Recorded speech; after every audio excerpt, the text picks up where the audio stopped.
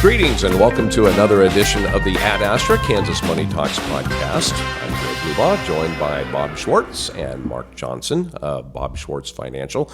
Offices in Victoria, Kansas, as well as Silver Lake, Kansas, and you can find out more about them at bobschwartzfinancial.com. If you're watching us on YouTube, give us a thumbs up and subscribe. We'd greatly appreciate that. Same with wherever you get your podcast. As we've talked about in the past, we like to talk about all things money, specifically those that deal with Kansas. This is an issue that has a lot of emotion in Kansas. We're going to talk a little bit about property taxes. And Kansas, in general, has a fairly low cost of living compared to other states across the nation. Unfortunately, on this issue, Kansas is in the top 10 when it comes to the highest property taxes. So we're going to talk a little bit about that. Top 10, Mark. Why are we in the top 10, do you think? Yeah, so like Joe said, Kansas ranks in the top 10 nationwide for highest property taxes as a percentage of home value. So our average effective tax rate in Kansas is 1.37%. And you compare that to some of our neighbors like Missouri, which is 0.88, Colorado 0.52. It looks pretty bad for Kansas. So I don't know, why is that?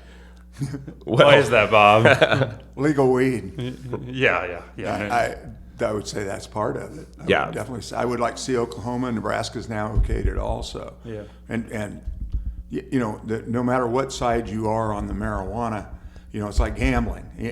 You know, it's probably not good.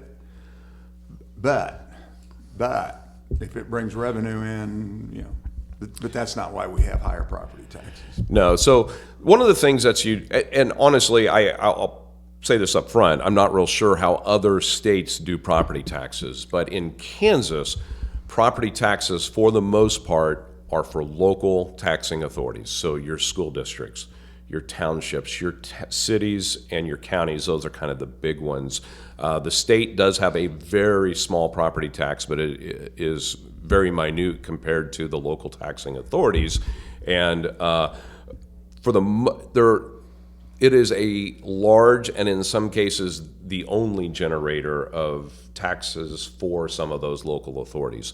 And we'll kind of go into some of those as we go through. I actually pulled up my property tax statement, and we live in the little town of Silver Lake, 1,300 people. We have 7 taxing authorities in Silver Lake. So it's pretty amazing when you think about that. And you can see where property taxes can get a little bit out of control when you have so many different taxing authorities that are all acting completely independent of each other and setting their tax rates based on their budgets, and there's no communication or maybe even no thought to the cumulative effect to the taxpayer. Yeah, and I feel like there's different problems for different, counties in our state where, we look here, like Johnson County has its own issues compared to, Stanton County or whatever it is in western Kansas or central Kansas. Johnson County might have really high valuations of homes, really high mill levies, which creates a pretty high tax burden. Rural counties, they might have lower bills, but there's less like tax exemptions available for them. Or trying to keep a school open. Yeah. Population-wise being so small, but keeping the school open becomes a very high mill levy from the school district. Yeah. So we realize that people outside of the state of Kansas might be watching or listening to this podcast. Just to give you some context, Johnson County is a suburb county of Kansas City. Very affluent, one of the largest, if not the largest county in population-wise in the state of Kansas. We get out to some of our western Kansas counties like Stanton County that you mentioned, and they literally have a county population that is probably 1,000 to 1,500 people. So Gove County is like 1,300 people. I was out last week in Osborne County, and they're wonderful places to live, but totally different tax basis and cost of living than Johnson County and Sedgwick County and Shawnee and Douglas. Yeah. So, fun fact, if you didn't know, I actually lived in Gove County for 4 years. So, yes, one of the 1,300. Yes, one of the 1,300.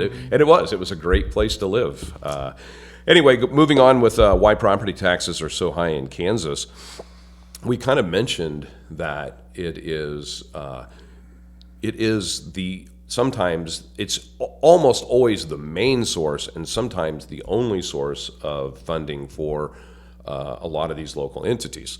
I happen to sit on our city council right now, and property taxes make up the significant portion of our budget. We obviously have some sales tax money, but since we're such a small town and have such few transactions on businesses with sales taxes, it's a pretty small amount, and we really rely upon the property taxes. But so does the school district. Yeah. So does, just to give you an idea, in Shawnee County, which is where we sit, which is just outside of Topeka, the state capital, we have the school district, the city, the township, the Topeka Airport, because we're in the county, we pay that as well. Of course, Shawnee County, the state of Kansas, and then we have a fire district. So that's our 7 entities that tax us, and that is very similar across the state. In Douglas County, for example, which is where Lawrence is, just one county east of us, I had done a little research into this, and they had, as of 2 years ago, it might have changed since then, they had 48 different taxing authorities within Douglas County. And I think that's fairly typical, and you can start to understand why you might have some tax creep going on, because some of they're kind of fragmented, and they're all taxing you to make their budgets. That, and they're all setting their own rates. So every one of them has their own, their own tax rate that they're setting, and I don't think they're all calling each other up on a Zoom call and all deciding, what's going on. They're doing what's best for their budget. And let's take a step back, because it would be good to take a couple of minutes and talk about how property taxes are set in the state of Kansas, because it is actually a 2-step process, and then there's a 3rd step that really is what drives it, but it's kind of the result, although the result drives kind of the other 2 pieces in some ways. So Mark, why don't you take a second, if you can, and talk a little bit about the valuation piece. So just how homes are valued? Or? Yeah. Yeah, so it's based off the sales in the area of your home. So my valuation goes up based off of pretty much there's 3 streets that they take from near my house, and then it's an average of that, I believe, right? It is. That's part of it. This is where my real estate background helps a little bit. Yeah. Every year, the county appraiser, every county has a county appraiser. The county appraiser puts a value on your home. Obviously, just like you mentioned, they're going to look at home sales. If you've got a building permit and they know some improvements that have gone on, that can play a part in that as well. But the lion's share of it is going to be looking at homes that have sold within your area that are, somewhat similar to your home.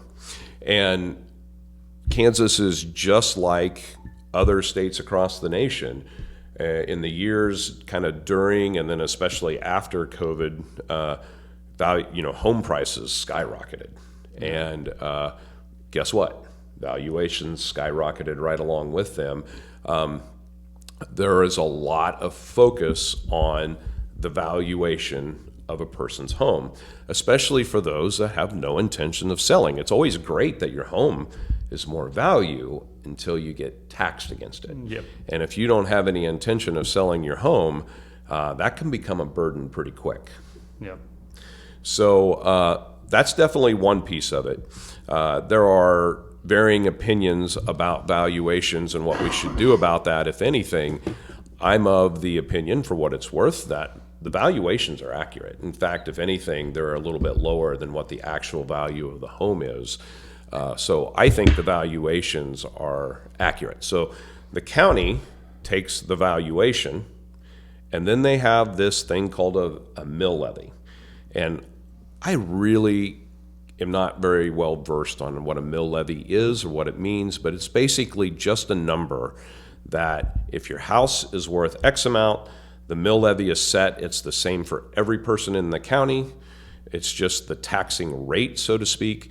and they take your valuation times the mill levy, and that equals your property tax bill. And a mill is a 1/100th of a penny, right? So Or a tenth of a penny. you got me on that I one. think 50 mils is like 50 cents.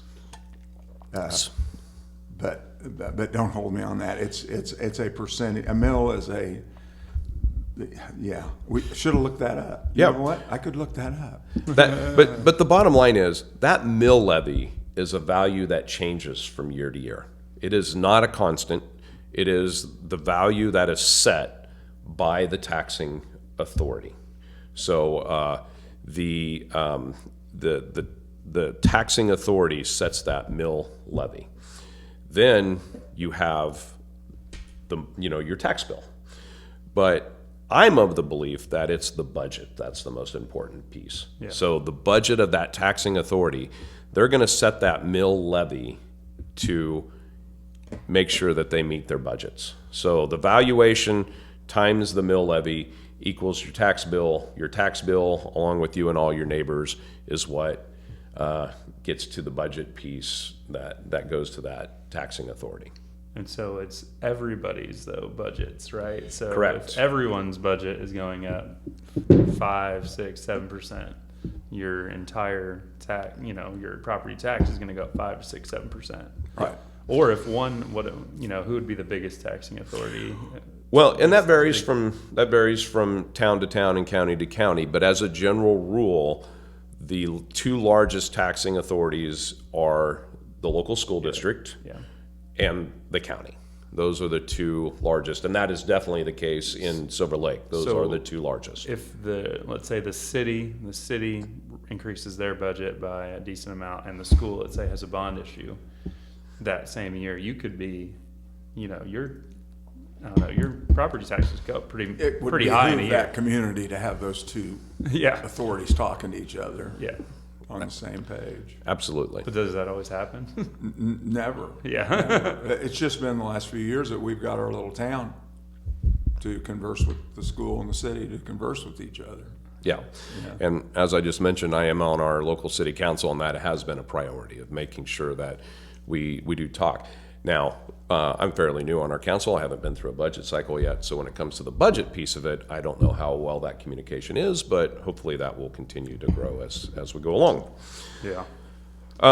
So when we talk about, why property taxes are higher, one of the things, and I think this is the right answer, but it definitely leads to why taxes are higher, and that is limited state control over property taxes. Whether it's your school district or your city or your county, they need to be at the direction of the taxpayer, not at the direction of the legislator at the state level. I think that most of us can agree to that, but the downside of that is that means they're pretty independent to set their own budget, which is going to drive those property taxes, and that's probably part of the reason we see a higher tax rate as well. Well, everyone wants a piece of the pie. And there's all these people competing for your cash. So it makes sense. Why our property taxes, when you look at all this, you look at the amount of people that are involved in the process, it kind of, that usually doesn't end up well for your taxes when there's so many people that have access to being able to charge you, Yeah. Right. Once again, I want to make sure I'm putting out there, this is my opinion, but I don't think there's any greater power at a local level government than the ability to levy taxes on your neighbors. And I think for somebody who's running for, whether it's school board, city council, county commissioner, that's something they really need to consider. Is there is an immense amount of power that person really receives if they're elected into one of those offices. And most people going into that, eyes are closed. They have no idea. I've been a school board member, and I learned more the first year I was on school board than I'd learned in my whole life. I probably was 40 years old when I got on the board. And, you just sit and go, oh my goodness, yeah. And I remember our superintendent when we built the new gym, and he said what we need to do as a community is get more people to build here, to build housing and move here. And that has happened, just like he predicted that it would.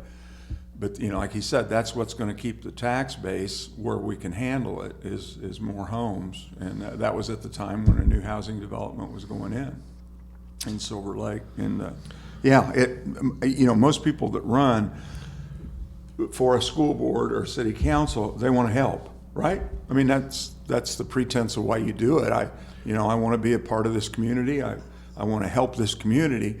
And then you get in there and somebody in there has an agenda, and the agenda will be to spend, you know, and it will be for good things. And and there's where you have to come down to what does the community want? Because if you don't, you're not going to be in office very long. And It's a good point. yeah, and our school district spends a lot of money. I think we would all agree. Yeah. We would also, having either had children or having children in the school system, we like that. Yeah. You know, we don't fight that a lot. We bark, but nobody bites. And I do think there's this thing that people struggle with sometimes, understanding and having empathy for other people, because there are some people that complain about, hey, you know, this bond issue affects me a lot more than it does you, and they don't maybe understand why that is. Or I don't want a swimming pool because I'm too old to swim. Or I have 1,000 acres and you have a 1/4 acre lot in town. Yes. There's a little bit of a difference of your tax burden that you're going to take on from that. And I do think that it is like people need to understand property taxes so that you can empathize with other people in your community, because it is not a equal thing. And there's two things we haven't addressed, which we got hit with the perfect double storm, let's call it, of, I'll start with the first one, and that was if you owned a business, you didn't pay any income tax. And that was an experiment. I'm not going to, you know, it didn't work. Yeah. And infrastructure-wise, you know, it left us kind of lagging. And so that's caused, you know, and the state's got now, I think, $1 billion In backed reserve, up yeah. in reserve. You know, again, that's fine, that's great, but that caused a huge increase. And then the money that which was done during COVID, we flooded a lot of money into the American market. We all, you know, everybody got a check, and not everybody, but people got a check, and that kind of drove some inflation up. Well, housing prices exploded, and Silver Lake's a perfect example. But as you know, not Johnson County, you know, you go out to Victoria, Kansas, you go to, you know, anywhere out in rural Kansas, and it's the same. And we got hit with that double whammy. Yeah, look at Hayes, Kansas. Their housing market's crazy. But yeah, of course, it's been stupid. It's been crazy ever since the first day I was ever out there. Yeah. But one other thing, the professor at K-State that passed away, Barry Funchbaugh. I heard Dr. Funchbaugh speak during the no tax to an ag group that I was speaking at. I was sitting there and he goes, "You're all really happy that you're not paying income tax right now." And that was during some good farming years. And he said, "But watch out, because they're coming after your farm ground, not to take it from you, but the taxing authorities." And as someone that owns farm ground, I can tell you it has exploded in property taxes compared to even my house, you know, which you guys, you know, agree our homes have. Yeah. Yeah, crazy. You mentioned how quickly home values exploded, and I'll just tell a quick anecdotal story. As a real estate agent, when I'm working with either a buyer or a seller, one of the things that's core to what I do is go out and value their home or value the home they're thinking about buying. And I do that by looking at comparable sales in the neighborhood, just like we talked about when it comes to the appraisal. When in the height of the frenzy of how, you know, when the houses were going so quick, I would not pull a valuation if it was less than 30, or if it was more than 30 days old. That's how quickly home prices were increasing. If it was over 30 days, I didn't feel it was accurate. It was, wow, it was crazy during that time frame. You know, what you recognize, what we all need to recognize as a state, as a community, as a family, is stuff happens faster today because because of something called, the out there, the internet. Change now happens. When I moved to Silver Lake, which would have been 42 years ago, my realtor told me, you can just plug in 2.5% return a year on your house in Silver Lake. It's never going to do anything fantastic, but it's going to go up 2.5% a year. And we lived in that house until 1990, and you just about pencil it in. That's what we sold it for, was a 2.5% per year gain. And yeah, and that just kind of stayed that way. And then kaboom, the last few years. It happens quicker now. Yeah. So we've talked a little bit about kind of why property taxes, how they're figured, and what why they're so much higher. But what are the impacts, Bob? So talk about a retiree. How can these kind of larger or bigger property taxes, how can that impact a retiree? Well, fixed income, first of all. So if you're sitting there with a Social Security check and maybe a pension check from Capers, or you were lucky enough to have a pension, those are usually frozen. Capers does not go up; it stays the same.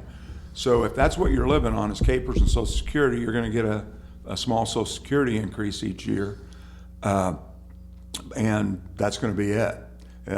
So you're either hitting your retirement savings or your savings to make up that difference, and that's going to eat you up. And that's why when we do projections in retirement, we talk about having an inflation rate of around 3 to 4%, because if you don't, all of a sudden you're going, what happened to my $2.50 a gallon milk and my 50 cents a dozen eggs? And things change. So when you do retirement planning and you start talking about those core pieces, healthcare, food, shelter, utilities, do you just do a general 3 to 4%, or do you look at certain things like healthcare has definitely outpaced what general inflation is? If somebody's retiring before, let's say, not with any military, not with any government healthcare, TRICARE, not with anything like that. Somebody that's just going to retire early, let's say they're going to retire at 55, and their company doesn't bridge them, and they have to have their insurance. We figure 12% a year. Okay. Yeah. Because if you don't, you're going to get bit. I'll use an example. My brother retired at a young age. We had 11 years until it started, and we figured it at 7%. And his insurance premium was $700 a month at the start. For his insurance, it was $1,700 a month the last year. Now, luckily, he had the capacity to handle that. But since that time, I've done 12% a year. And some years it's gone backwards. Health insurance has gone down, but not very I would often. say that's probably No. few and far between. Another thing about housing appreciation is so I sat down with Mark and Emily and talked to them about their retirement. And I go, when you retire, are we going to stay in Silver Lake? Or do you guys, do you want to move to Hays, Kansas, or Kansas City, or Wichita? And if somebody says that, well, that's a whole nother game, because maybe your house is worth $400,000 here, but to replace that house is, even with a downsizing, might cost you $600,000 or $700,000.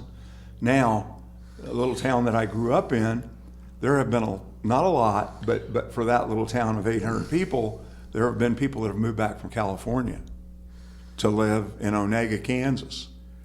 And I'm not going to talk about anybody here, but most of those people move in, buy a home for 10%, buy a better house than what they had for 10% of what they made on their home, and they can live like in the lap of luxury for the rest of their lives.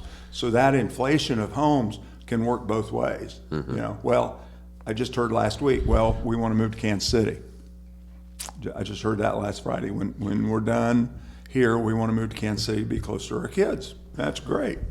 Yeah, but your beautiful $150,000 house in Osborne County is going to cost you $450 just to get into something that you find acceptable. Yeah. But property taxes are going to obviously impact more than just retirees. So, Mark, what about young couples that are maybe either or middle-aged like myself that either have an existing home or just buying a home. Yeah, I think right now, I mean, just my generation in general, people are struggling to buy, to afford to buy a home. And I think that it can really catch people off guard. Like you're focused on, hey, can I make this mortgage payment? Can I make this down payment? Can I do what's just possible to buy this home?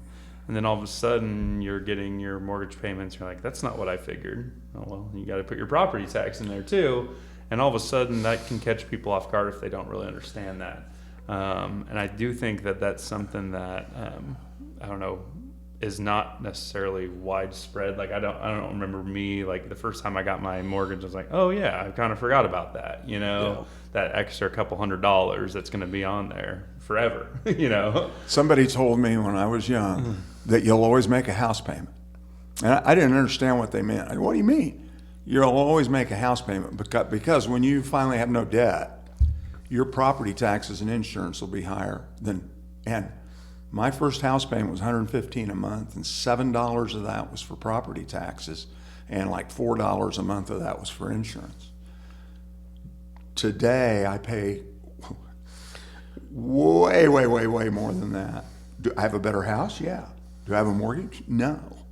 But the property, and I would like to see the numbers of what percentage of people 30, Mark's age, own homes today in Kansas versus 44 years ago when I was 30. Because in 1983, when I was 32 and moved to Silver Lake, I mean, most everybody I knew my age owned a home, and Mark, I'm going to guess most of the people you went to high school with, if you were all at a reunion and they said, hey, who all owns a home? It'd be a much smaller percentage today and the American dream, of course, is home and 2-car garages. And I look at, like you say, I'm 31 and like I'd say most people around me, they have a house or something, but around here, yeah, that's exactly what, around Topeka or around the smaller communities. Yeah. But then I'm thinking about all the people my age that are in California or in Chicago, New York, everywhere else. I'm like, how in the world could, I don't know. I know someone that lives in LA and like the starter home in LA is over $1 million. Yeah. As a starter, a 2-bedroom, 1 no bath garage. house. Yeah. A little. And this isn't like you're not in Beverly Hills. This is you're just in Right. Pasadena, whatever. That's a lot of money to fork up. We stayed at an Airbnb in San Diego. It was not in a bad neighborhood. It was not in a great neighborhood. It was just, it's kind of like being on Mariner or Aquarius. Just a decent area. And so I thought, well, I wonder what you can buy a house for here, because that'd be kind of neat, And we Airbnb'd it, and had it for a week, and it was great. So I looked up the value of it. Of course, on Zillow, you can tell you the value of that house was $1.6 million, and if it was sitting in Silver Lake, it'd sell for $350. Probably. And I might be a little bit high, and probably not, but.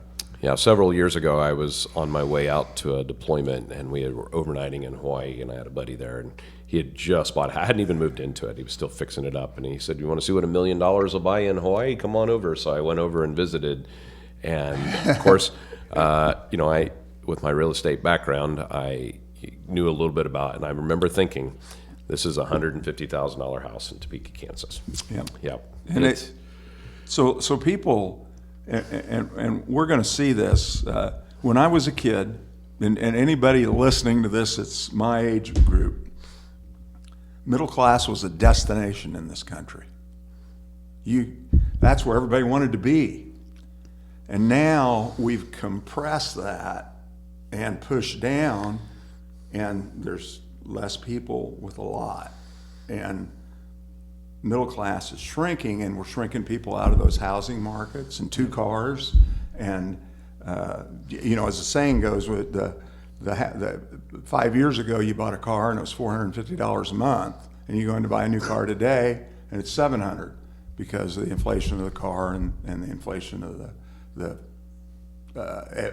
interest rates. I just we talk about that, the middle class and how it's shrinking, and one thing I think about is just how, we still want the house, the 2 cars, and that still kind of happens with people, but there's so many people that now live on a knife's edge of, if one bad medical event happens or you crash a car and it's your fault, whatever that is, Yep. you might be sunk, you might be in credit card debt automatically. That's what the importance of having an emergency fund that we've talked about, all those things comes into play. But it is kind of scary when you're seeing, I feel like, a whole generation, that is living on almost a knife's edge to stay in that middle class status. Yeah, or trying to get there, and just this is way off property taxes. Yeah. But that when I was a kid, and Joe's dad is the superintendent of schools where I'm at, and your dad's teaching me. I don't know that Joe's dad makes more money than your dad. Yeah. And I kind of feel like my dad, somebody's got a little coughing going on. Sorry, folks. It's okay.